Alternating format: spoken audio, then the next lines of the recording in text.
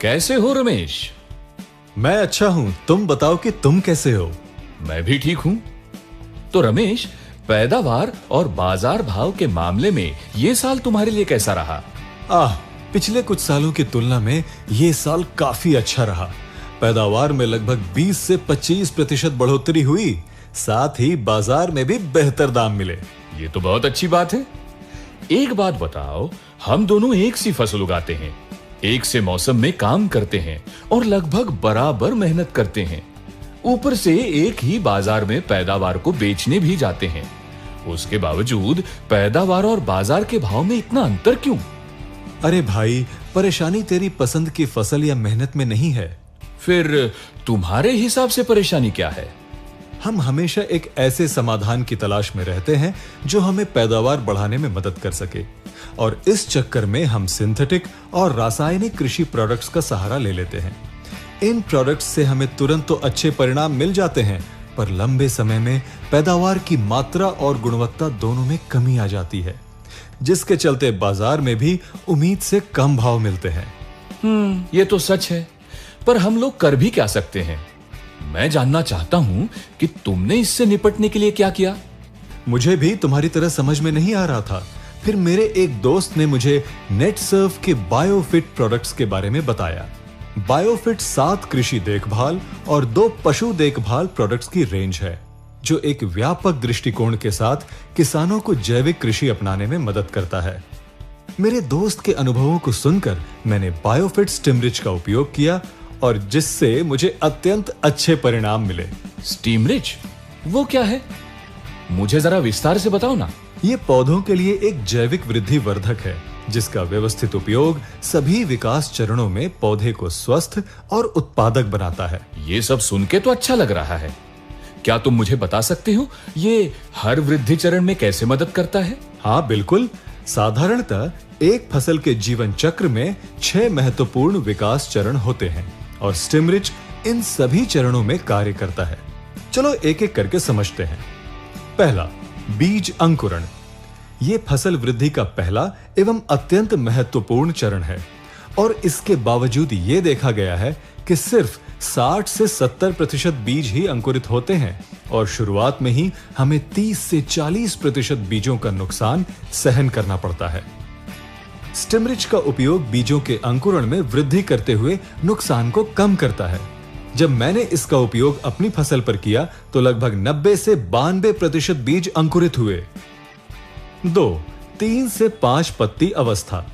ये एक अत्यंत महत्वपूर्ण अवस्था है, क्योंकि इस दौरान व्हाइट रूट्स का विकास होता है, जो पोषक तत्वों के अवशोषण के लिए जिम्मेदार होती है।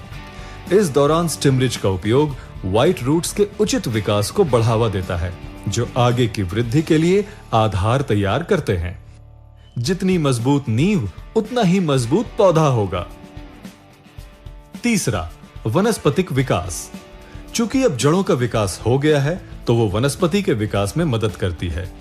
इस चरण में स्टिमरिच का इस्तेमाल मजबूत तने, अधिक शाखाओं के विकास को बढ़ावा देता है। चौथा, फूलों का विकास। हम सभी जानते हैं कि पौधे में जितनी अधिक फूलों की संख्या होगी, उतनी ही अधिक फसल होने की संभावना। जबकि ऑक्सीजन की कमी होने के कारण हम सभी फूल गिरने जैसी समस्या का सामना करते हैं।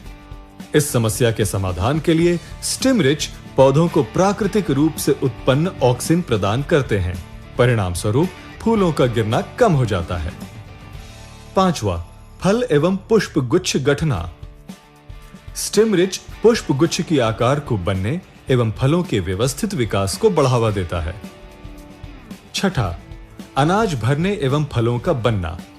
यह फसल के जीवन चक्र का अंतिम चरण है, और स्टिमरिच कार्बोहाइड्रेट को तने से ऊपर तक पहुंचाने में मदद करता है। परिणाम स्वरूप पैदावार रंग एवं आकार में अच्छी होती है, साथ ही ताजी भी दिखती है। इस प्रकार से स्टिमरिच के इस्तेमाल से उपज में लगभग 20 से 25% वृद्धि होती है। साथ ही बीजों में लगने वाली लागत एवं इंटरकल्चर कॉस्ट में भी कमी आती है। एक बात बताओ, बाजार में ऐसे वादे करने वाले बहुत से प्रोडक्ट्स मौजूद है, तो तुम्हें एक नया प्रोडक्ट इस्तेमाल करते समय डर नहीं लगा? इसलिए मैंने कंपनी और प्रोडक्ट्स के बारे में पूरी तरह से जानने का निर्णय लिया और मुझे पता चला कि भारत में 10 लाख से भी अधिक किसान बायोफिट प्रोडक्ट्स का इस्तेमाल कर रहे हैं। साथ ही स्टिमरिच सभी आवश्यक संस्थाओं द्वारा प्रमाणित है, जैसे कि इसका उत्पादन DSIR द्वारा प्रमाणित लैब्स में होता है। साथ ही APEDA द्वारा यह भी प्रमाणित है कि इसका कोई रासायनिक अवशिष्ट नहीं है। तुमने सब कुछ बहुत अच्छे से समझाया है। एक बात बताओ, इसका इस्तेमाल किन-किन फसलों के साथ किया जा सकता है? सबसे अच्छी बात यह है कि ये सभी प्रकार की फसलों के लिए अनुकूल है, जैसे कि फल, सब्जियां, अनाज, दालों आदि। ये सब तो मुझे समझ में आ गया, पर तुमको बाजार में भाव क्यों बेहतर मिलते हैं? देखो भाई, जब आपकी पैदावार रंग, आकार में अच्छी है, दिखने में भी ताजी है, ऊपर से जैविक, तो कोई भी उसके लिए ज्यादा भाव देगा। 100 बात की एक बात यह है कि हम सब स्वस्थ और पौष्टिक खाना खाना चाहते हैं। मैं इस प्रोडक्ट को पक्का उपयोग करूंगा। अच्छा, इसका इस्तेमाल कैसा करना है? बहुत आसान है।